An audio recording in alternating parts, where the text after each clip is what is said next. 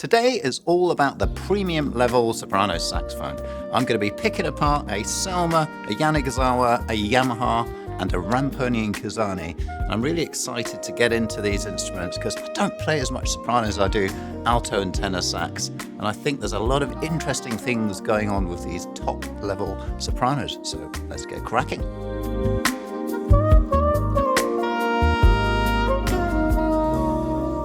So let's break down the instruments in today's comparison. First of all, we have a Series 3 Selmer, the Jubilee Edition, the latest model. Then we've got a Yanagisawa SW03. This is the sterling silver model, the creme de la creme, right at the top of the range. So not bronze or brass, but sterling silver.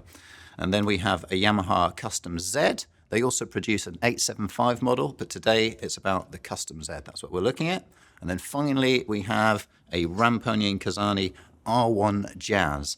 And this one, as you can see, it's silver plated. It's actually a very heavy silver plating, but underneath it has a red brass material. So let's get going and see how these guys sound.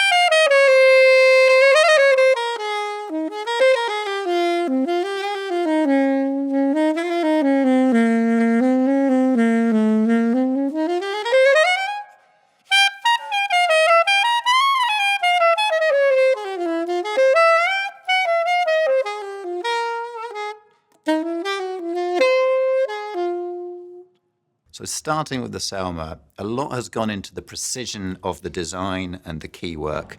The build in general is absolutely fantastic. The first main point to make here is that it has a twin neck. Unlike actually all three of the other instruments here, I often have an issue with twin neck sopranos for the reason that when you're moving your mouthpiece about to try and adjust intonation or just simply even putting the mouthpiece on, the whole neck can swivel around and it can cause real problems, as well as sometimes damage to this very important and delicate tenon area.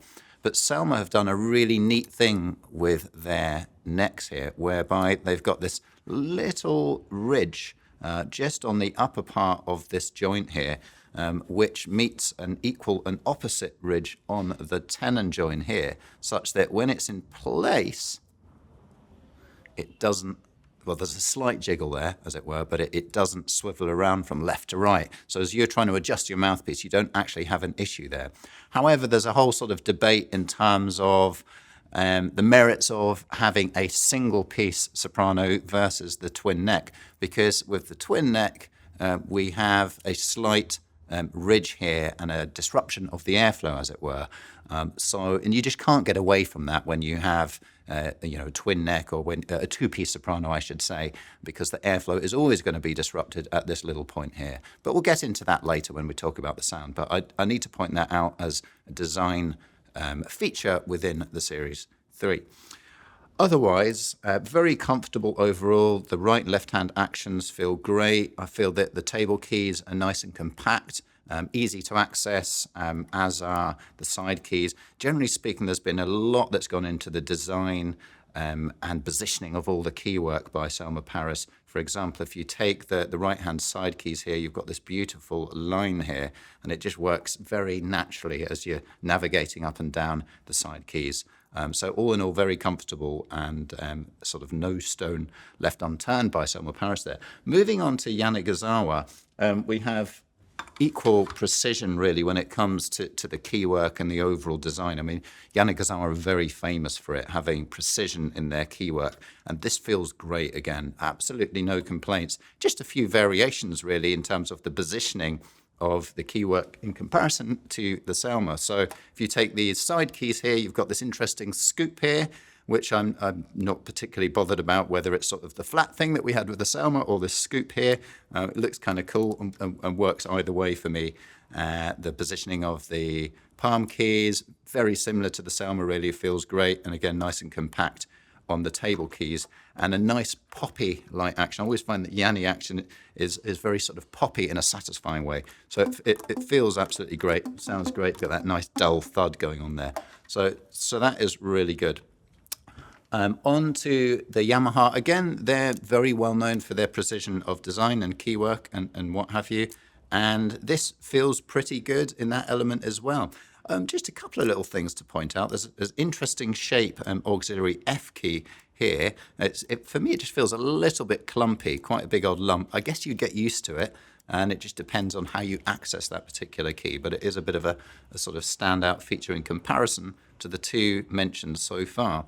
Otherwise, the table keys feel great. Palm keys feel great. They're in a nice position.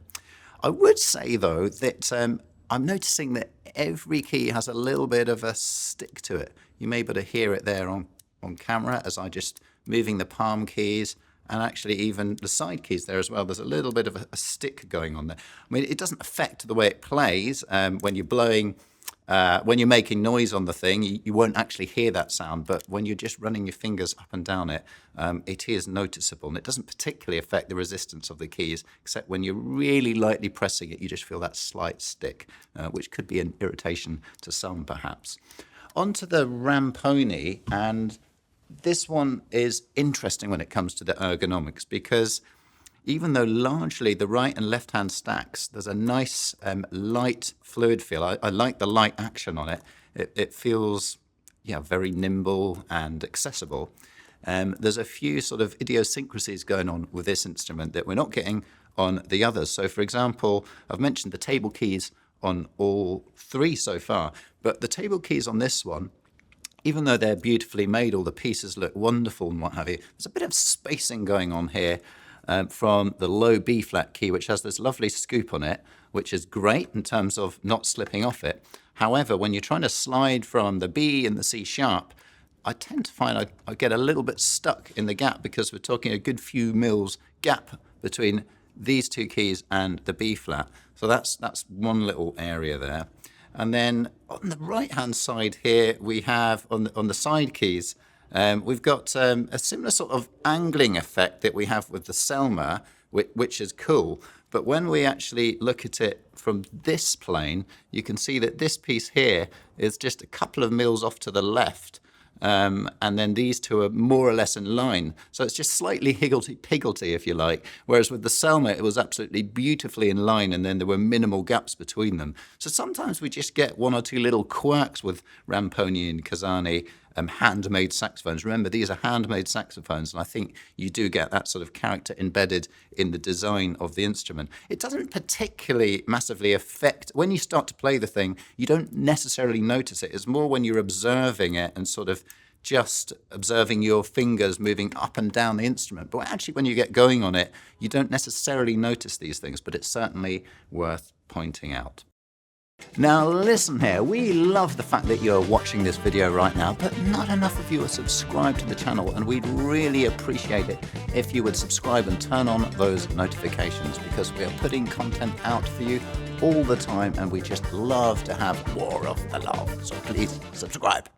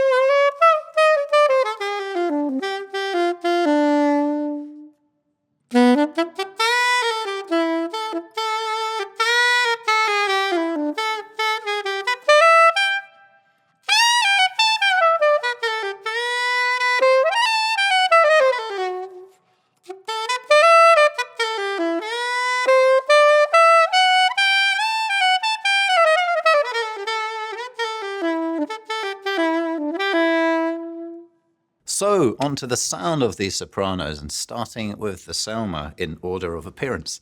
So I find that the sound on Selma instruments, whether it's alto, tenor, soprano, baritone, I guess, there is definitely a Selma characteristic that you can hear always in all of their instruments, and I'm getting it again with this instrument. Often hard to put into words, but if I had to try, I would say that there's a certain depth there, and a certain focus, and particularly with the Series 3, I think that focus is brought out more than with the Series 2. So obviously this being a Series 3 model, we are getting that focus. So for me, it has a depth, it has a clarity, it has a focus, a real center to it. But then also there's a sweetness there as well. I find it very sort of nimble sound and just easy to maneuver, very free blowing. I found it easy to play soft passages and just have that really sweet instant response. So in that sense, when you play kind of classical style phrases, it really responds very well to that. But as you push more air through it, it takes on this sort of these layers in the sound that are really enjoyable and that you can play with and you know, move into more jazzy areas if you're that sort of player, I guess, like I am. So very flexible overall. But the general feeling is one of real quality in the sound, as we'd expect from a Selma Paris instrument. Moving on to the Japanese saxes next. So I next played the solid silver Yanagisawa. And one of the features I always find present in solid silver, this soprano being no exception, is that you get a massive richness and velvetiness in the sound. And that is certainly true of this instrument. When we're talking about the bronze and the brass finishes, it's more of a sort of even sound. But with the solid silver, as you push the air through it dramatically, you get this extra brightness and this sort of vivid tonal color. And then as you drop the air pressure, I find that the sound tends to have more of a darkness and a sort of featheriness. And so you get this massive tonal spectrum. And I definitely found this to be the case with this soprano. So a real joy to play because, again, you've got all that color to play with in the sound as you move from the the quiets to the very louds. You get that massive tonal spectrum. So I love that. And again, very responsive as well. This is another characteristic of solid silver, is that the sound is extremely responsive. So you can see why people love Yanagisawa Sopranos. They just play absolutely great. And yeah, as I said earlier, this is the creme de la creme with the sterling silver. So moving on to the next Japanese sax, we have the Custom Z. Now, this came out many years ago, because prior to Yamaha offering a Custom Z, it was just the 875 model. And I was less keen on the 875. I found it sort of less of a flexible sounding instrument to me, just a little bit light in sound. When they produced this one some years back, I was much more impressed with it. I feel that there's a lot more depth and layers in the sound and more of a breadth to it. Certainly there's a different bore going on with the Custom Z versus the 875. And it's a lighter alloy. I know they changed their brass alloy, so there's a difference when it comes to the Custom Z versus the 875. So I really enjoy playing on this particular instrument. How it compares to the others, I would say it doesn't have the same richness that I just described that you get with that solid silver Yanagisawa there, but certainly overall it's a nice, interesting, layered sound, and plenty going on, plenty of interest, plenty to get into. So yeah, overall very enjoyable. But then finally moving on to the Ramponian, maybe I've saved this one till last, because I've always got a lot of love for the Ramponi when it comes to the tone. Perhaps I criticised one or two of the ergonomics on the Ramponi, but when it comes to the sound, it really does shine through, because it's so full of layers and character and interest. And I suppose we have to spare mention to the actual bore construction of this instrument, which is largely responsible for those characteristics. So Ramponis are known for having their wider bores. This is true throughout the entire range: baritones, tenors, altos, and sopranos. And it's that bore that gives them that distinct characteristic of tone, that really broad tone with a lot of breadth to it. And it's just a lot of fun to play soprano when you've got that much sort of interest in the sound to play with and to get into. So sound with this one, absolutely beautiful, 10 out of 10. Okay, so let's just go through each instrument again and work out which one might suit you best. So starting again with the Selmer. So I've mentioned the expressive sound and that classic Selmer sound. If you really have that in your mind, and often people do, they just can't get away from the Selmer thing, then you probably need a Selmer, because otherwise it will just be itching away at you if you go for something else. As I said, I've not got much to criticise in terms of this instrument. It plays really nicely. Perhaps the only thing to say would be, if you really want to get that feeling of the one-piece design and not have the fiddliness of the double necks, then perhaps go for one of the others. But otherwise, this spans the different styles very well: jazz and classical and anything in between. On to the Yanagisawa, and I find, of course, this is the sterling silver model, so this is like the top model, and it's got the beauty of sound that I've described. But then you've got the other models available below this, the brasses and the bronzes. And in general, the whole Yanagisawa vibe is that they just respond so cleanly. They're so easy to play. Everything feels so natural in terms of the key work. So the feeling I get with the Yanagisawa is that you just pick it up and it just works instantly. So if you're perhaps new to the soprano sax and you're looking for an instrument that's not going to challenge you as much in terms of getting used to it and just getting on with it and playing it, then the Yanagisawa is probably the one for you. Moving on to the Yamaha, one thing I didn't mention before, which I'm going to mention now, is that, okay, it has fantastic keywork, but within that, it's actually nice and compact. And if you actually measure from this key to this point here on the table key stack, and then similarly on the right hand from here to here, it's got the smallest, shortest distance of all of them. So if you have smaller hands, this one will suit you very nicely. And again, just works overall for all styles of playing. It's a lovely broad sounding instrument that would work well across all styles. Onto the Ramponi, as mentioned, absolutely gorgeous sound. So perhaps if it's all about the sound for you and you're less bothered about the absolute precision of ergonomics, then this is a fantastic instrument. It just sounds so interesting, and I think that's why many players choose to go for Ramponi when it comes to a soprano sax. Personally, I absolutely love this one as well. I love the way it looks. It's got this slightly retro vibe to it. It's not got the same kind of shiny perfection that you perhaps get with the Japanese ones. So something just a little bit different. So that's it from me. I've had great fun today playing these sopranos for you. And yeah, I look forward to seeing you on another video soon.